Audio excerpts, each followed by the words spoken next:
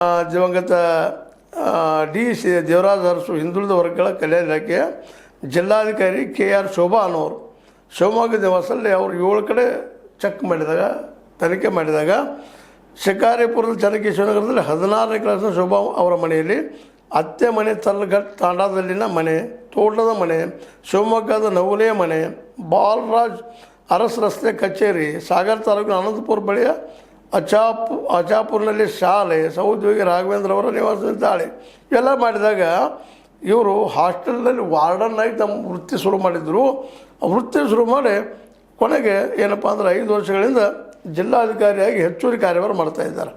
ಇವ್ರು 4 ಎಕರೆ ಜಮೀನು, ತೋಟದ ಮನೆ, 1.5 ಕೋಟಿ ರೂಪಾಯಿ ಮೊತ್ತದ 3 ಅಂತಸ್ತಿನ ಮನೆ, ಅದಕ್ಕೆ ಶಿಕಾರಿಪುರ ಶಿವಮೊಗ್ಗದಲ್ಲಿ 60 ಲಕ್ಷ ಮೌಲ್ಯದ 2 ನಿವೇಶನ, ಆಚಾಪುರದಲ್ಲಿ 4.30 ಕೋಟಿ ವೆಚ್ಚ ಶಾಲಾ ಕಟ್ಟಡ, 70 ಲಕ್ಷ ಮೌಲ್ಯದ ಶಾಲಾ ಬಸ್ಸುಗಳು, 34 ಲಕ್ಷ ಮೌಲ್ಯದ 2 ಕಾರು, 3 ದ್ವಿಚಕ್ರ ವಾಹನಗಳು.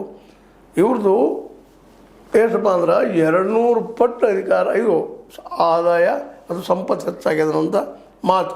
ಇನ್ನು ಈ ಅನ್ನುವಂಥವ್ರು ನಮ್ಮ ಪುಟ್ಟಸ್ವಾಮಿ ಅವರ ವಿಶೇಷವಾಗಿ ಅವ್ರದ್ದು ಏನಪ್ಪ ನೀರಾವರಿ ನಿಗಮದಲ್ಲೇ ಪ್ರಭಾರ ಆದವರು.